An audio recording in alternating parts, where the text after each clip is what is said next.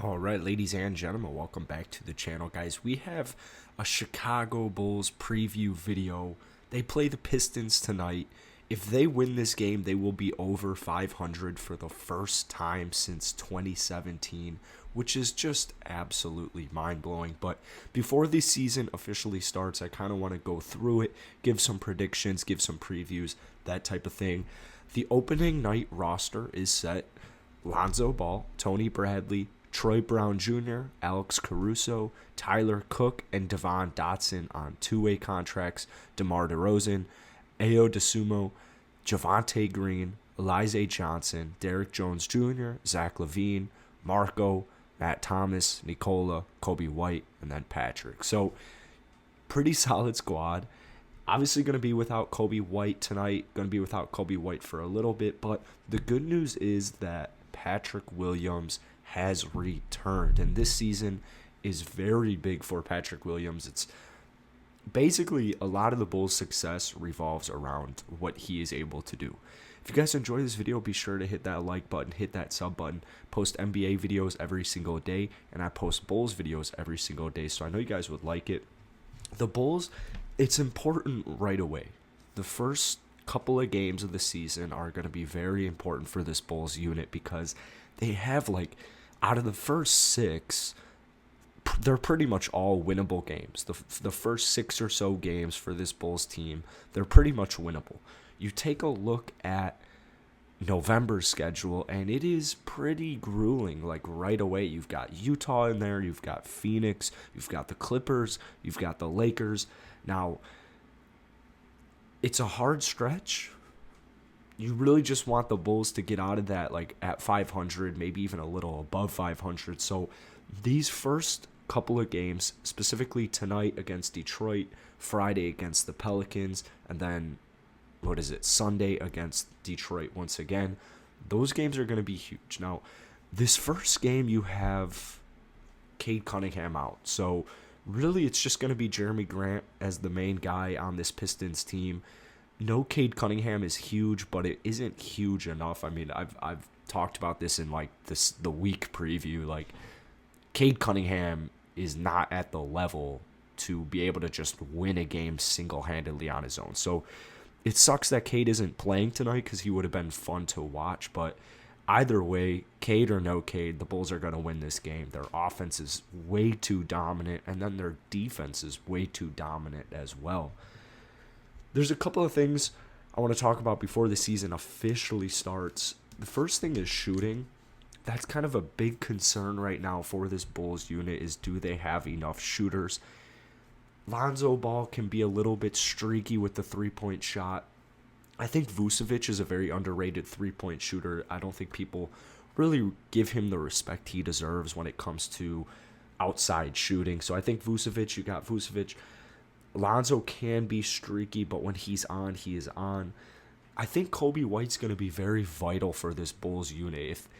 If Kobe comes onto the team and it's clear he isn't making much of an impact, they honestly might go ahead and trade him. My prediction is still that by this time next season, Kobe White is no longer on the roster. I do expect AK to trade him away at some point in the season, because I think it'll come to a point where it's like, Kobe's really solid. He's a solid player, but he's more so a shooting guard.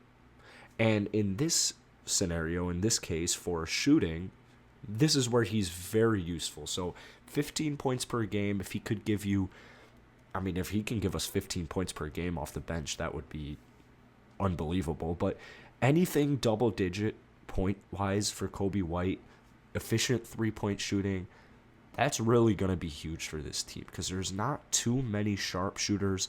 There's solid three-point shooters. Like, Lonzo's a solid three-point shooter. Like, Zach LaVine's a very solid three-point shooter.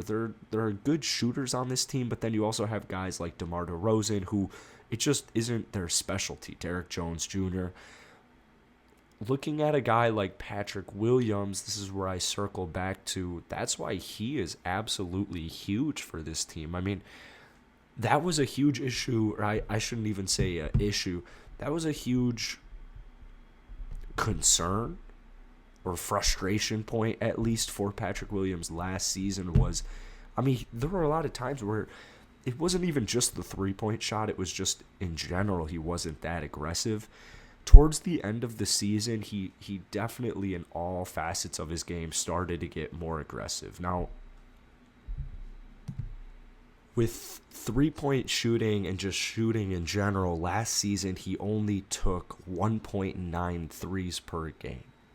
He made them at a 39% clip, so need to see Patrick Williams take more 3-pointers, even if that efficiency goes a little slightly down, because I wasn't anticipating Patrick Williams to be a 39% 3-point shooter.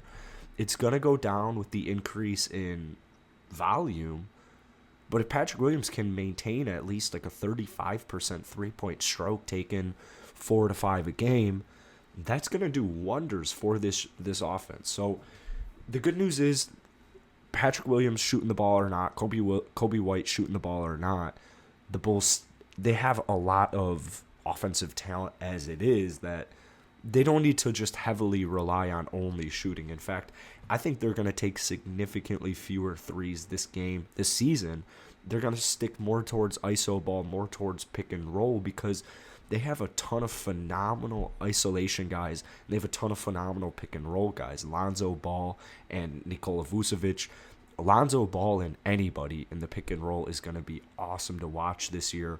Iso ball, you have Zach LaVine, you have DeMar DeRozan, you have Nikola Vucevic, some of the best iso players in their position. So offensively, I think that they're just going to look for pace of play, like speed and transition. They're going to be pushing the ball. So in preseason, they were ranked first in defensive rating in preseason. Now, obviously it's preseason, but they were so good in transition because of the defense. If you're the number one defensive team, you're going to be running the ball transition a lot. And the Bulls starting unit, the Bulls bench unit with Caruso down there, like, there are several players who are going to be key in transition. So I think they'll take a lot less shots and just kind of move the ball around a lot more this season. So very excited. Hopefully they can become a top 10 offense. Like I said, there's some streaky 3-point shooters, so I don't know if that's going to happen. I have hopes for it. Defensively, I do believe that they will be in the top 10 for defensive statistics. And one last point here that I think is getting overlooked is the bench. This bench unit should be significantly better this year, but I think the bench often just gets overlooked in general. Last night, I'm looking at 2 games specifically, Brooklyn Nets versus Milwaukee Bucks.